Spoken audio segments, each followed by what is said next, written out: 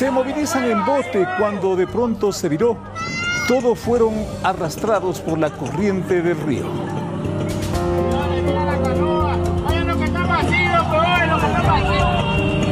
14 personas en total, varias de ellas se movilizaban en zonas cercanas, rescataron a la mitad, pero el resto se fue río hacia abajo.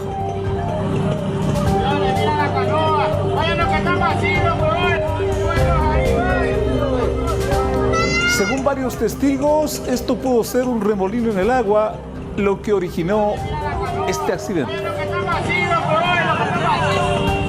La búsqueda de los desaparecidos continúa en medio de la desesperación y el dolor. Sucedió en Babahoyo y en medio del fuerte temporal invernal. Para salir de la ciudad, que está en medio del agua, se usan botes y boyas. En esta ocasión, el viaje fluvial se convirtió en una aventura mortal. Así iniciamos Noticias 7. Después de los titulares volvemos con este tema. Mira la canoa, vayan los que están vacíos,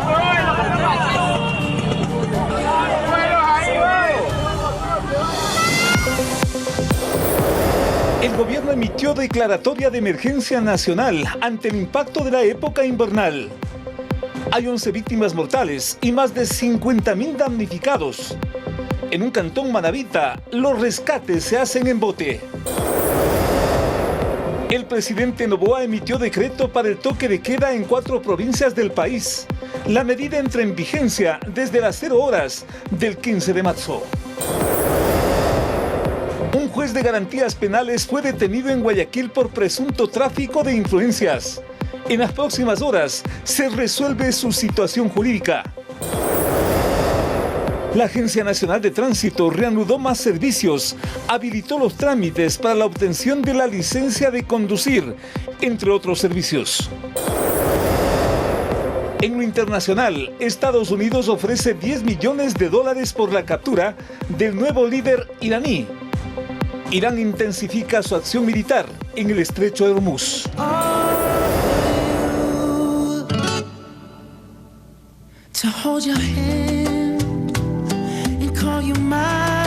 Bruno Mars deja el pop y opta por el bolero.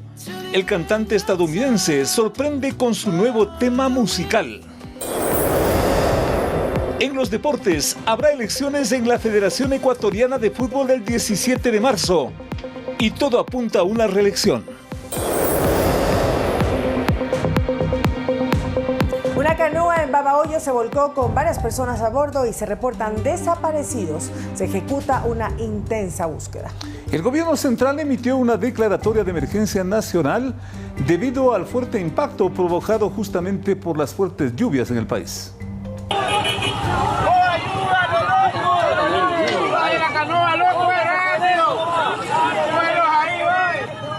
La emergencia por el temporal continúa golpeando fuerte en el país. Este viernes en la provincia de Los Ríos, una de las más afectadas, una canoa que transportaba a varias personas en Babahoyo se volcó, provocando que todos cayeran al agua. Se reportan ya al menos 6 desaparecidos.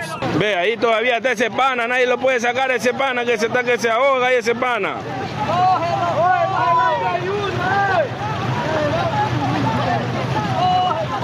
Cógela, que es una chica mujer. El bote iba con aproximadamente 14 personas, de las cuales 8 lograron ponerse a buen recaudo. Entonces estamos teniendo en cuenta de que 6 personas son las que no aparecen. Tal vez una mala maniobra sí influye bastante en que la embarcación se haya volteado en ese punto. Un sobrevuelo en la provincia deja ver la magnitud de la tragedia. Todo bajo el agua. Mientras tanto, en Babahoyo, gran parte de la ciudad está así, con el agua hasta el pecho. Así lucen los exteriores del Hospital del Seguro Social del IES. La institución decidió suspender la atención de consulta externa y también las citas médicas. Solo los servicios de emergencia continuarán operativos. De igual manera, así lucen las vías de la provincia, principalmente la E25, totalmente inundadas. Ya ni se ve la carretera, solo agua por doquier.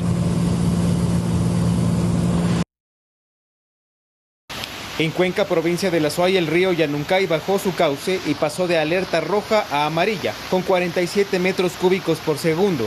Actualmente está en estado de prealerta. Su desbordamiento causó alarma en la población. Un día después, el problema es el agua potable. Y hacer un llamado a la ciudadanía para que más bien en todos los sectores de Yanuncay hagan un ahorro importante del consumo de agua, porque la planta potabilizadora que dota del agua potable evidentemente no está a capacidad. Mientras tanto, el paso en la vía Cuenca-Girón Pasaje está totalmente cerrado por un deslizamiento de tierra en el kilómetro 50 que se llevó la mesa entera. Según la Secretaría Nacional de Gestión de Riesgos, el 100% del país ha sufrido los estragos que deje el invierno. La situación es crítica en al menos 10 provincias donde las lluvias han golpeado con fuerza. Según la entidad, Pastaza y Tungurahua están en alerta amarilla. En alerta naranja está la mayoría del país. Azuay, Bolívar, Chimborazo, Cotopaxi, El Oro, Imbabura, Manabí, Morona Santiago, Napo, Orellana, Santo Domingo, Sucumbíos, Zamora Chinchipe, Cañar y Santa Elena. Mientras que los ríos Esmeraldas, Pichincha, Carchi, Guayas y Loja están en alerta roja. Edison Saavedra, Noticias 7. La búsqueda de los desaparecidos por el accidente del bote en Babahoyo continúa. Justamente Edison Saavedra ya se encuentra en contacto para actualizarnos la información de esta grave situación, de este trágico escenario que estamos observando prácticamente todos los días. Lo último, Edison, buenas noches. Buenas noches. ¿Cómo estás, Meche? Félix, muy buenas noches. Así es, a la situación ya trágica de los últimos días debido a las fuertes lluvias se suma una aún mayor, que fue el volcamiento de una canoa justamente en la mañana de este día viernes en Babahoyo, provincia de Los Ríos. Vamos rápidamente a rodar estas imágenes que prácticamente son impactantes y causan mucha preocupación. Como les mencionaba, una canoa que transportaba pasajeros se volcó en el río mientras realizaba un cruce usado por los habitantes de la zona. La embarcación había avanzado aproximadamente unos 50 metros cuando perdió estabilidad y terminó virándose con todos los pasajeros a bordo. Todos los ocupantes cayeron al agua sin chalecos salvavidas. Se habla de que la embarcación por lo menos transportaba a 14 personas, de las cuales 8, según testigos, habrían logrado salir por sus propios medios. Sin embargo, otras 6 personas continúan desaparecidas. Y Cuerpo de Bomberos de Babahoyo, también la Comisión de Tránsito del Ecuador y también varios moradores de la zona que tienen también, o que se movilizan más bien en canoas, también han ayudado en las labores de búsqueda de estas personas. Esto se da en medio de una tragedia que ya vive la provincia de Los Ríos desde hace varios días. Como ya vimos en el reportaje, no existen calles, prácticamente la gente tiene que movilizarse en canoas. La situación es preocupante, compañeros. Así es preocupante, sobre todo por esas 6 personas que continúan desaparecidas. Edison, los trabajos, las búsquedas, como dice, ya han empezado, van a continuar el día de mañana. Cuéntanos un poco la logística y cómo se han organizado. Sí, como les mencionaba, la CTE y también el Cuerpo de Bomberos de Babahoyo ya se han desplegado para dar búsqueda a estas por lo menos 6 personas desaparecidas. Lo preocupante es que aquí las personas se movilizaban sin ninguna medida de seguridad, sin chalecos salvavidas, y eso es mucho más alarmante debido a que la corriente del río y también las inundaciones, que son prácticamente extremas, dificultan esta búsqueda, puesto que al no estar con chalecos salvavidas, estas personas ya pudieron haber recorrido varios metros a la redonda. Vamos a escuchar parte de las declaraciones de un testigo que presenció estos hechos y nos lo cuenta a continuación. La corriente está muy fuerte a la embarcación y parece que había un remolino y los han hundido, se los ha llevado y se ha hundido ahí lo que es el bote. 7 de ellos han sido rescatados por los mismos comuneros aquí, las personas cercanas, y estamos en búsqueda de las demás personas que presuntamente se han hundido. Sí, yo estoy acá. Sí, compañeros, como ya vimos, la situación fue alarmante. Hombres, mujeres, niños también se movilizaban en esta embarcación. Todos cayeron al agua. Algunos pudieron salir por sus propios medios, pero otros pues continúan desaparecidas. Edison, bien valdría precisar, tú mencionabas un dato al principio, precisar cuántos desaparecidos está causando hasta este momento esta situación en ese punto. Sí, como les mencionaba, esta embarcación artesanal incluso se transportaba a más o menos 14 personas cuando por exceso de pasajeros, según varios testigos, y por exceso de peso, se viró al agua. Existen por lo menos 6 personas desaparecidas que en estos momentos están siendo buscadas por los elementos de rescate, y ahora la situación también es alarmante, que a esta hora ya cae la noche, cae la oscuridad. En esa zona prácticamente no hay luz eléctrica. Recordemos que son parroquias rurales de la provincia de Los Ríos y del cantón Babahoyo, y esto dificulta mucho las labores de búsqueda.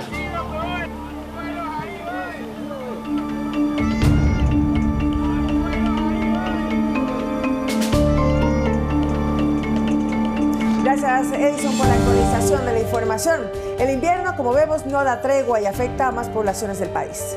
Efectivamente, en Manabí y en el Azuay se registran desbordamientos de los ríos y los múltiples deslaves.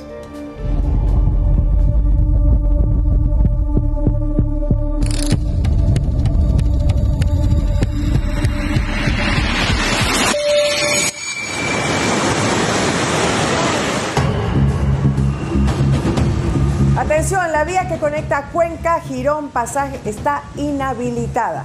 La mesa se fue al abismo y no hay ningún paso. Es una arteria importante que conecta la provincia del Azuay con el Oro. Las fuertes lluvias y constantes deslizamientos de tierra conllevaron a este problema. Mientras en Manabí 4 horas de intensas lluvias causaron problemas. Flavio Alfaro, por ejemplo, enfrentó una noche de caos e inundaciones. Su plaza principal, varias calles anegadas. El río Pescadillo se desbordó y se llevó todo lo que tenía a su paso.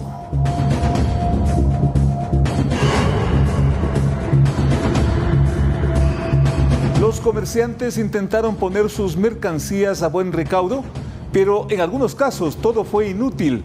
El agua ingresó a las casas e impidió la circulación, especialmente de los vehículos. A los bomberos no les tocó otra que atender emergencias en botes. Vehículos de emergencia no entraron en la zona céntrica.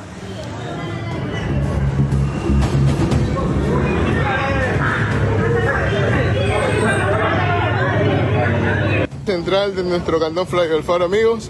Aquí Los pacientes eran llevados vía fluvial a centros asistenciales. Este fue el panorama en Flavio Alfaro, que también registró complicaciones, conexiones viales.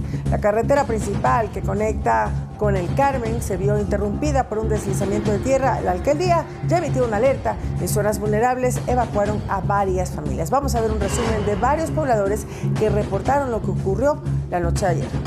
Parque Central de nuestro cantón Flavio Alfaro, amigos. Les muestro unas tomitas de cómo está el Parque Central.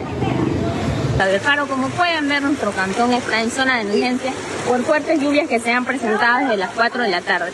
Vamos, hacia adelante, a ayudar.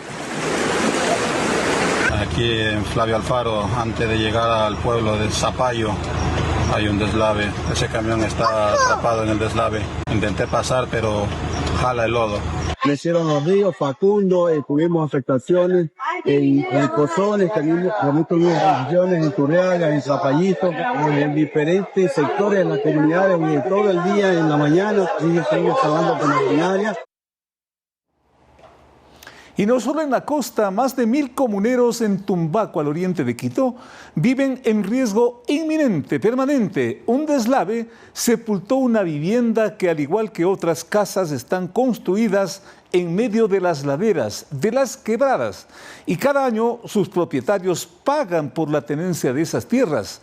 Piden la inmediata y oportuna, quizás, intervención de las autoridades competentes para prevenir este tipo de tragedias. Sepultada bajo tierra. Así quedó la vivienda que hace 20 años a Esther Aucancela le costó su esfuerzo y juventud. El derrumbe de una ladera debido a las intensas lluvias provocó la emergencia que ocurrió en la comuna Leopoldo N. Chávez, en Rumihuayco, en la parroquia rural Tumbaco. No me he retirado a ningún lado porque no tengo dónde irme y son 20 años de mi juventud que he invertido y para mí es difícil y me quedaré hasta el último momento aquí. Sucedió a las 2 de la madrugada del jueves, pero hasta este viernes continuaba la limpieza de escombros y de lodo que ingresó con fuerza hasta la primera planta de la casa. Derrumbó puertas, arrasó con todo a su paso. La mayoría de enseres resultaron afectados. Unos pocos vecinos con pala en mano se unieron para remover la tierra. Todo el lodo que se ha metido aquí en los cuartos de la vecina. Entonces estamos nosotros desalojando para que después vuelta lleven alguna volqueta. La vecina, como ven ustedes, ha perdido todo. Todo ha perdido, cocina, nevera, todo. Entonces si hay alguien que dé la mano a la vecina, pues todo será bienvenido para ella. Son varias viviendas que podrían quedar enterradas si vuelve a desprenderse la ladera por el mal temporal, por lo que solicitan intervención urgente de las autoridades competentes. Debería haber algunos muros de contención para esa parte de arriba para que no haya estas desgracias, ¿no? y fluya el agua, porque hoy en día también está lloviendo bastante. No podemos dormir tranquilos porque tenemos la ladera. Sufrimos mucho. ¿A qué horas va la casa? Tal vez contra los otros vecinos. Mientras tanto, en la comuna Leopoldo N. Chávez, conformada por 1.200 comuneros, se siguen construyendo viviendas con permisos en medio de la montaña. Anaís Estrada, Noticias 7. En Ecuador se registra un incremento de la temperatura del mar de entre 3 y 4 grados centígrados, lo cual, según los expertos, está entre los factores que aumentan las lluvias. Sin embargo, no sería un indicador de un fenómeno del Niño para los siguientes meses. Datos del INAMI establecen que en diciembre de 2025 la temperatura del mar oscilaba entre los 25 a 26 grados centígrados. En 2026, la temperatura incrementó mostrando un aumento entre los 28 a 29 grados centígrados en algunas localidades. El incremento se debe a la alta radiación en el mar y la llegada súbita de ondas de energía provenientes de continentes como el Asia, llamadas ondas Kelvin. Tienen una particularidad que no son cíclicas, no es que todos los ejemplos, los eneros deben de llegar a los febreros. Este fenómeno provocó que exista un ambiente en la atmósfera para que las lluvias en el país se intensifiquen. Y cómo se ha estado calentando y se ha estado calentando de manera constante en estas últimas semanas, en estos últimos meses, ha intensificado la época normal que tenemos de lluvias en estos meses. Sin embargo, estas condiciones no podrían marcar la posibilidad de pronosticar la llegada de un fenómeno del Niño a finales del año de grandes proporciones. Debemos esperar condiciones hacia una transición, hacia menores valores, hacia menor frecuencia e intensidad en las precipitaciones que corresponden a abril. Y dependiendo cómo sea este paso, podríamos nosotros ya decir en qué escenario podríamos estar a partir de mayo o junio. Lo que sí es una realidad es que cada año las condiciones de la época seca y lluviosa son más drásticas debido en gran medida al cambio climático. A la medida que vamos actualizando estos escenarios, tomamos nueva información y con esa nueva información podemos proyectarnos a futuro. Las autoridades coinciden en que la población debe estar preparada para los embates de la naturaleza, enfatizando que el monitoreo en el país es constante y cualquier alerta será emitida de inmediato para prevenir cualquier inconveniente. Sofía Vintimilla, Noticias 7. Mucha atención, amigos, vamos ahora con los temas de seguridad. El presidente de la República emitió el decreto ejecutivo para la aplicación del toque de queda desde este domingo en cuatro provincias del país. Se pide que la población respete estas 6 horas de restricción, mientras en las calles se intensifican las tareas de seguridad contra el narcotráfico. Este domingo 15 de marzo es la fecha fijada para una nueva fase en la lucha contra el narcoterrorismo. Estamos a la víspera de un toque de queda que se advierte será más contundente. Son 6 horas que hemos destinado para esto y que donde pedimos la colaboración de todo el Ecuador para que nos permita en las provincias designadas hacer nuestras operaciones contra el crimen organizado. Desde las 11 de la noche hasta las 5 de la mañana en las provincias de Guayas, El Oro, Los Ríos y Santo Domingo de los Áchilas estará prohibida la libre circulación. Para que la medida entre en vigencia, el presidente Daniel Noboa emitió el decreto ejecutivo 329, que fue elaborado y justificado por la Secretaría Jurídica de la Presidencia. Nos encontramos no solamente con informes que tiene Policía Nacional, que tiene inteligencia ecuatoriana, y eso también nos permite a nosotros justificar que la medida cumpla con los requisitos que exige la Corte Constitucional y que sobre todo permita evidenciar por qué es necesario este toque de queda y estas medidas de restricción a ciertos derechos. El horario y las provincias también estarán justificadas en el decreto. Uno de los aspectos que recibimos de forma constante son estos informes, hay ciertos picos. Muchas veces cuando se toman estas decisiones de toque de queda, de estado de excepción, lo que ocurre también es una movilización de los grupos de delincuencia organizada. Entonces, la idea también es tener esta respuesta articulada. Durante los días de toque de queda se efectuarán en conjunto con los Estados Unidos operativos policiales y militares directos contra los grupos delincuenciales, por lo que el gobierno le exhorta a la población a no salir de sus hogares en los horarios establecidos. Yo no puedo tener las vías transitadas, no puedo tener las principales ciudades con vehículos moviéndose cuando estamos en una guerra contra el crimen y contra sus economías. Para el experto en seguridad Patricio Aro, los ciudadanos deben acatar la disposición para precautelar su seguridad. Eso va a implicar posiblemente intercambio de disparos, intercambio de acciones violentas, puede implicar el uso progresivo de la fuerza, y eso desde luego, si es que una persona casualmente se encuentra cerca de ese accionar, podrían haber víctimas colaterales. Sin embargo, sí se emitirán salvoconductos para movilizarse por temas médicos y viajes hacia el aeropuerto. Lautaro Andrade Castro, Noticias 7.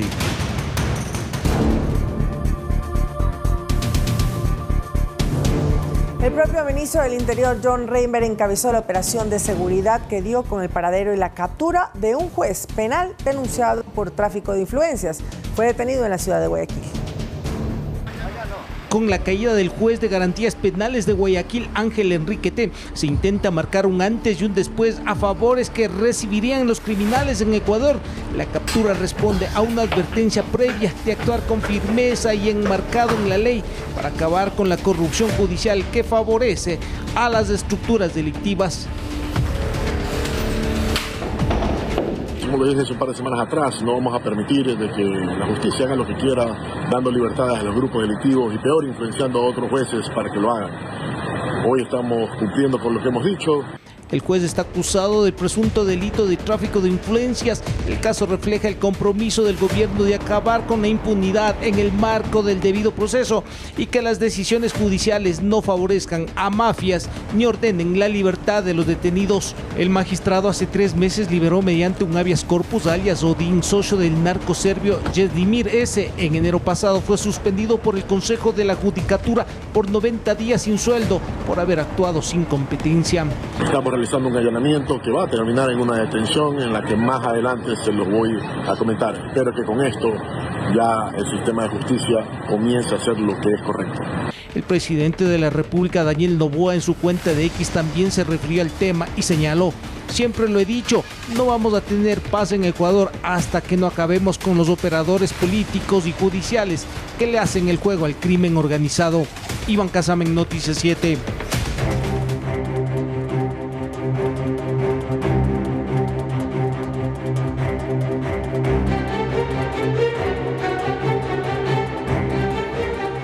Mucha atención, la tarde de este viernes se registró un siniestro de tránsito que involucró a un tanquero de combustible y el posterior incendio de varios vehículos que fueron alcanzados por el percance en el sector El Rosario, Cantón Limón Indanza, en la provincia de Morona, Santiago. Desde el EQ 911 MACA se coordinó de manera oportuna la movilización de rescatistas y equipos médicos para la atención de la emergencia. información preliminar señala que 5 vehículos fueron alcanzados por las llamas. El percance lamentablemente dejó 3 personas fallecidas y varios heridos.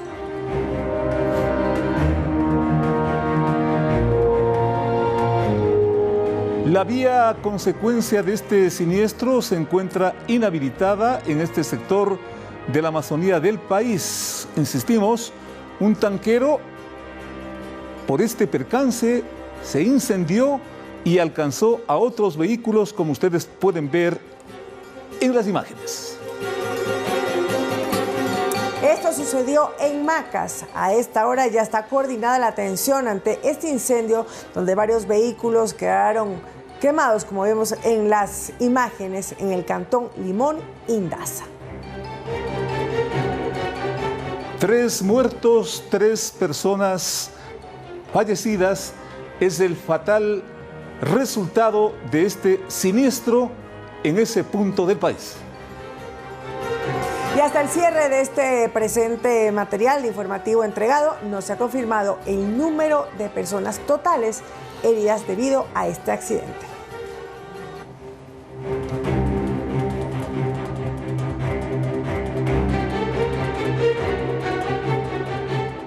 Campamentos clandestinos de la minería ilegal fueron destruidos por nuevos operativos de las Fuerzas Armadas ejecutados en varias provincias del país. Las autoridades militares destacaron la importancia de esta acción de seguridad. En las últimas horas, operaciones militares atacaron con fuerza la minería ilegal que estaba afectando al Parque Nacional Podocarpus en Zamora Chinchipe, donde destruyeron 45 campamentos ilegales, así como maquinaria y herramientas que utilizaban para la extracción del material aurífero. Las operaciones golpearon directamente a las estructuras criminales que financian y sostienen actividades narcoterroristas que amenazan la seguridad del país. Ejército ecuatoriano, como parte de Fuerzas Armadas, ejecuta operaciones militares contra la minería ilegal. Las patrullas militares, en base a una planificación y con información de inteligencia, también actuaron en Sucumbíos, donde destruyeron 3 campamentos clandestinos de minería ilegal y 3 en Orellana, debilitando de forma contundente a las redes criminales que operan en estas provincias. Ratificando el compromiso del ejército ecuatoriano con la defensa del territorio nacional y la preservación de áreas naturales del Ecuador. Las acciones militares permitieron destruir e inhabilitar 51 campamentos clandestinos. Durante las intervenciones encontraron maquinaria, herramientas y equipos utilizados para extraer oro, además de explosivos, armamento, radios de comunicación, sistemas satelitales, generadores eléctricos y rotamartillos. Las operaciones militares continuarán hasta erradicar las actividades de minería ilegal. También decomisaron municiones, chalecos tácticos, uniformes militares y otros equipos logísticos, evidenciando el nivel de organización de las estructuras criminales que operan en zonas remotas del país. Iván Casamen, Noticias 7. Un hombre fue capturado en Bolívar por suplantar la identidad de un militar en servicio activo, mientras en Guayaquil fue rescatada una persona que permanecía en calidad de secuestrada y por quien exigían $50,000 para su liberación.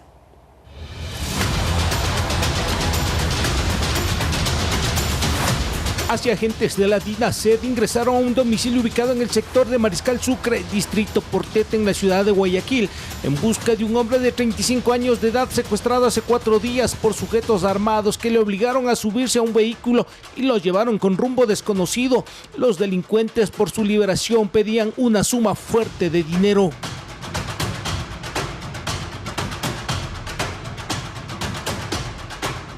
Exigía el valor de $50,000 para su liberación, redundando que efectivamente que si no hacían esta transacción iba a atentar contra su vida. La víctima fue encontrada atada de pies y manos y con el rostro tapado. Un sujeto que era el encargado de su custodia fue detenido. A pesar de los días que pasó en poder de los secuestradores, gozaba de buen estado de salud y fue librado sin pagar un solo dólar. Agradezco a la Policía Nacional y a toda la policía por haber logrado rescatarme sano y salvo. En otro caso, durante un operativo de control ejecutado por el ejército ecuatoriano en el cantón Echandía, fue detenido Clever Alberto A.L., quien circulaba en un camión portando documentos y una credencial militar falsificada. El ciudadano intentó evadir el control, identificándose como miembro activo de la institución. Portaba documentos y una credencial militar. El cuento le duró pocos minutos. La rigurosidad de la inspección dejó al descubierto que se trataba de una mentira, que jamás perteneció a las filas militares. El sujeto se movilizaba con algunos elementos que no pudo justificar su legal porte. Se encontró un arma de fuego calibre 9 milímetros, 2 alimentadoras, 43 municiones y dinero en efectivo. El falso uniformado podría tener vínculos con estructuras delictivas. Iván Casamen, Noticias 7. Más información, un violento choque entre camiones en la vía Loax-Santo Domingo, mientras en la capital un vehículo pesado provocó el cierre temporal de los carriles en el sector de Santa Rosa. Aquí un recorrido de lo más importante por algunos sitios del país. Hacemos una parada en el kilómetro 33 de la vía Loax-Santo Domingo, donde aconteció un fuerte accidente protagonizado por 2 camiones. Ambos vehículos pesados terminaron con las ventanas y parachoques hechos trizas. El incidente suspendió el tránsito vehicular. Y no solo eso, en las imágenes, quien se presume es el conductor aparece botado en el suelo sin signos vitales. Ahora, vamos hasta un tramo de la avenida Simón Bolívar, donde un automotor pesado terminó volcado tras un accidente vehicular. El siniestro provocó el cierre de 2 carriles en sentido sur y norte. Maquinaria pesada y agentes de la AMT llegaron hasta el sector Santa Rosa para controlar el flujo vehicular. Y cerramos en otro punto de la capital, específicamente en una intersección vial. Cámaras de seguridad registraron el instante donde un perro fue atropellado por un bus de la cooperativa Tumbaco. El conductor del vehículo, como si nada, paró hasta que se suban 2 pasajeros. No le importó que el automotor esté encima de la mascota. La escena fue tan cruda que el bus al final se retira, pese a que un ser vivo quedó botado en la calzada. Eric Barrera, Noticias 7.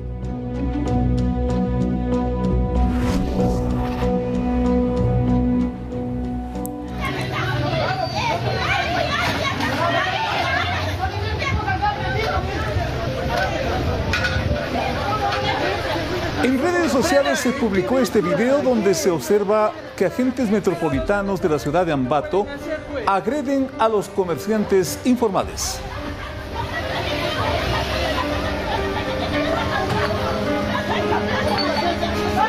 Uno de ellos arremete contra una mujer, la lanza al suelo y le arrebata sus productos.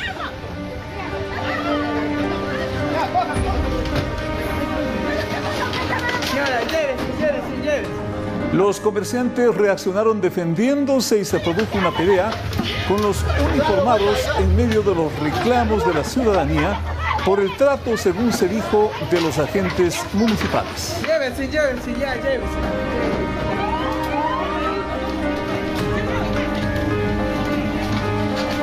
El gobierno descentralizado de Ambato aún no se ha pronunciado al respecto.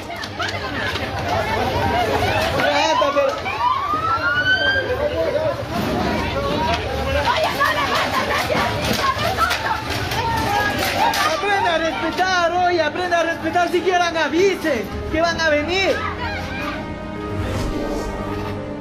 En otro orden, este viernes se instaló la audiencia de apelación a la prisión preventiva solicitada por el alcalde de Guayaquil para salir de la cárcel del Encuentro. Según la Fiscalía, el burgomaestre y sus hermanos habrían lavado $2 millones en operaciones utilizando al Club de Fútbol Barcelona.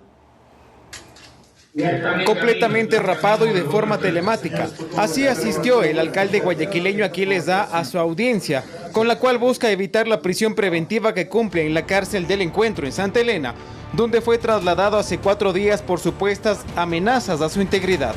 En la diligencia, el abogado Ramiro García solicitó al juez que José Antonio A., expresidente de Barcelona, se presente periódicamente ante las autoridades, al igual que el burgomaestre. Después fue el turno de Fiscalía, quien expuso las evidencias encontradas en los teléfonos y computadoras incautadas, donde, aseguran, encontraron material vital para sostener el proceso judicial. Según las investigaciones que intentan determinar que existe una presunta estructura de delincuencia organizada para lavado de activos y defraudación tributaria, la empresa Corpalón sería una de las instituciones donde se habría vendido diésel subsidiado. Estas ganancias habrían servido para comprar empresas, gasolineras y entidades en Panamá. Además, Fiscalía sostiene que los involucrados habrían lavado $2 millones a través de Barcelona Sporting Club, bajo la figura de préstamos a partir de las ganancias derivadas de la comercialización de combustible. Fiscalía también solicitó al juez que no se le permita salir de prisión, pues el riesgo de fuga es inminente. Finalmente, el juez suspendió la audiencia y señaló que después convocará hora y fecha para emitir su resolución. Edison Saavedra, Noticias 7.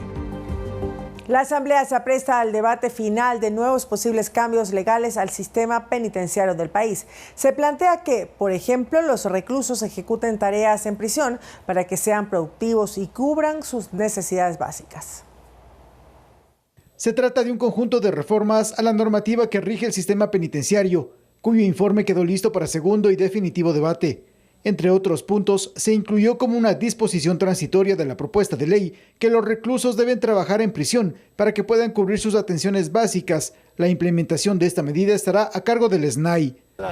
Inés Alarcón, presidenta de la Comisión de Seguridad, explicó que la idea con esto es garantizar para el preso condiciones para su rehabilitación mediante actividades laborales y productivas. Hoy reestructuramos en los centros penitenciarios y le damos las herramientas jurídicas al Ministerio del Interior y al SNAI para que puedan actuar conforme la ley. Este cuerpo normativo establece nuevas causales de sanciones graves para los internos en las cárceles, entre ellas ejercer o imponer control sobre pabellones, celdas, áreas comunes y otros espacios con amenazas, intimidaciones o violencia.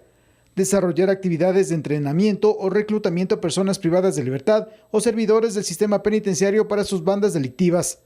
Acceder, instalar y operar o facilitar el uso no autorizado de servicios, redes o equipos de telecomunicaciones o conectividad a Internet. Hoy les decimos que nunca más los grupos de delincuencia organizada, los cabecillas, serán quienes manden en las cárceles. Además, la normativa que se analizará en segundo debate propone la posibilidad de que policías en servicio pasivo se incorporen como guías penitenciarios. El informe para segundo debate no tuvo el apoyo de 3 legisladores de la comisión, 1 de Pachacutic y 2 de la Revolución Ciudadana. Javier Ceballos, Noticias 7. Con 147 votos a favor y 2 en contra, la legislatura aprobó acatar la sentencia de la Corte Constitucional y declaró al 8 de diciembre de cada año día conmemorativo en memoria de los niños Josué, Ismael, Steven y Nehemías, víctimas de desaparición forzada en el sector de las Malvinas de Guayaquil. La resolución fue propuesta por la asambleísta del oficialismo Inés Alarcón, quien señaló que es deber de la legislatura actuar con responsabilidad institucional, dijo, cumpliendo las respectivas acciones de reparación.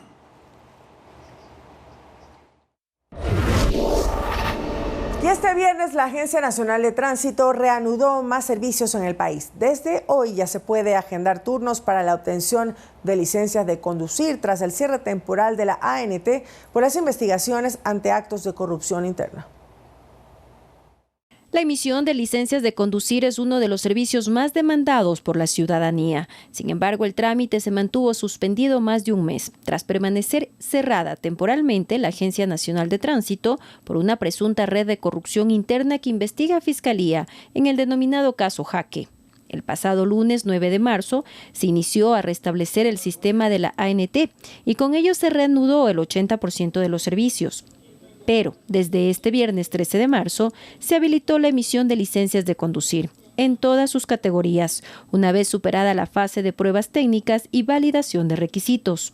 Ahora los ciudadanos que ya tenían un turno para obtener la licencia deberán nuevamente generarlo. El agendamiento se realiza a través del portal institucional. Los puntos de atención de las agencias de la ANT ubicadas en Mejía y Cayambe continuarán temporalmente cerrados. Por esa razón, los usuarios de dichas dependencias podrán generar su turno en cualquier otra oficina. Otro servicio que se habilitó es la emisión del certificado único vehicular, exclusivamente en las agencias de la ANT, es decir, de manera presencial. Quienes realizaron el pago podrán acercarse para retirar el documento. Los pagos realizados entre el 14 de enero y 8 de marzo se registraron con valores del tarifario anterior. En ese sentido, si existiera una diferencia de valor, los usuarios deberán cancelar el monto pendiente para continuar con el proceso. Anaís Estrada, Noticias 7. Algo que traerá cola. Atención, los adolescentes que cuenten con la autorización de sus padres y de un informe psicosocial podrán solicitar al registro civil el cambio de su identidad de género. Esta sentencia, considerada altamente polémica, abrió el debate sobre si los menores de edad están en la capacidad de tomar una decisión tan trascendental como esta. En esta sentencia de la Corte Constitucional se permite que menores de edad de 12 a 17 años puedan cambiar su identidad de género en la cédula. La Corte reformó el artículo 94 de la Ley Orgánica de Gestión de Identidad de Datos tras la consulta hecha por un caso concreto, pero cuyo fallo es general. Si mañana otro joven se considera mujer y quiere que en su cédula su identidad sea género femenino, pues el registro civil tiene que hacerlo. Los únicos requisitos son que los padres de los adolescentes y un psicólogo social avalen la modificación de su género dentro del documento de identidad. Para la asambleísta Diana Jacome, esto supondría un problema a futuro. Pero nos estamos preocupando realmente de nuestros niños, de lo que sucede con ellos, de si están en la capacidad para poder decidir este tipo de cambios que a futuro puede ser contradictorio, no solamente en su salud mental, sino también en su salud física. Para mí esto es un paso a abrir otras puertas, como el cambio de sexo en menores, como la niñez transgénero y tratamientos de hormonización. La conferencia episcopal también rechazó la sentencia porque asegura que los menores de edad no poseen la madurez suficiente para decisiones jurídicas de este tipo. En redes sociales se abrió un debate que en su mayoría tuvo críticas, incluso por parte de juristas. La identidad de género es como una persona se percibe sexualmente. Lautaro Andrade Castro, Noticias 7.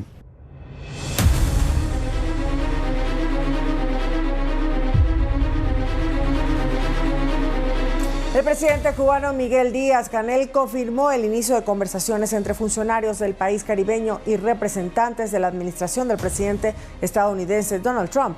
El diálogo se da en medio de una severa crisis energética que atraviesa la nación.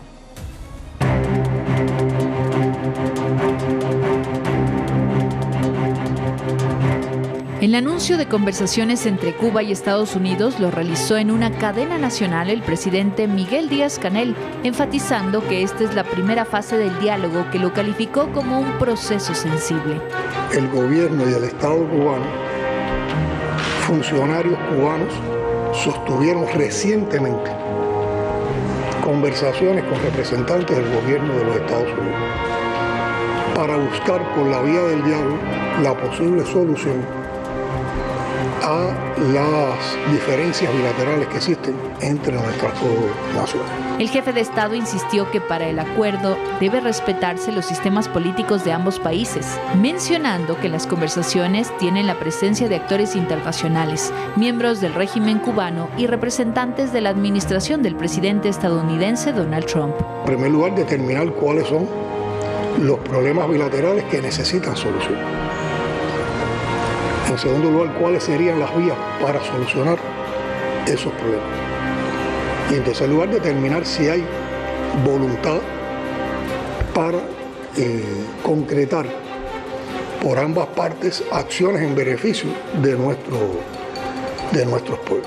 Durante el anuncio, Miguel Díaz-Canel justificó el racionamiento energético que atraviesa su país, que en algunas provincias alcanza hasta las 40 horas sin energía eléctrica y que al parecer provocó la intención de llegar a un acuerdo con los Estados Unidos. Hoy podemos ratificar que hace más de 3 meses que no entra ningún barco de combustible. El presidente cubano admitió que la falta de energía impacta en la vida cotidiana de su comunidad. La culpa no es del gobierno, la culpa no es de la revolución, la culpa es del bloqueo energético que nos han impuesto. Garantizando la seguridad y paz junto a la esperanza de que los diálogos eviten alejarlos de confrontaciones con los Estados Unidos. Estas son las aspiraciones que manifestó el primer mandatario cubano en la cadena nacional.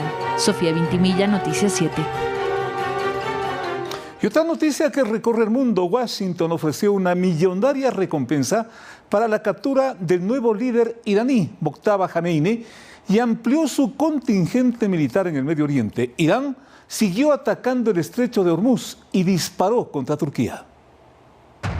Una recompensa de $10 millones ofrece Estados Unidos por información para la captura de 10 nuevos líderes iraníes, empezando por el flamante jefe supremo Mojtaba Khamenei. Entre los más buscados ahora constan ministros, altos asesores y jefes militares del ejército y de la Guardia Republicana. Poco antes, el secretario de Defensa estadounidense Pete Hess dijo que Mojtaba está herido y probablemente desfigurado tras los ataques iniciales en Teherán, que también mataron a su padre, el ayatollah Ali Khamenei. Hess se refirió así al primer comunicado escrito de Mojtaba, quien allí dice que la sangre de los mártires será vengada, y llama a mantener cerrado el estrecho de Hormuz. En ese ambiente, un avión estadounidense de reabastecimiento cayó en Irak. Washington negó que sea por la guerra. Irán dice que lo derribó. Hay 6 militares muertos. Mientras Turquía reportó haber bloqueado un misil iraní lanzado a su territorio. Irán mantiene ataques a las bases militares del Golfo y asegura que no hay paso por el estrecho de Hormuz. Estados Unidos envió más buques y marines a la zona. Félix Narváez, Noticias 7.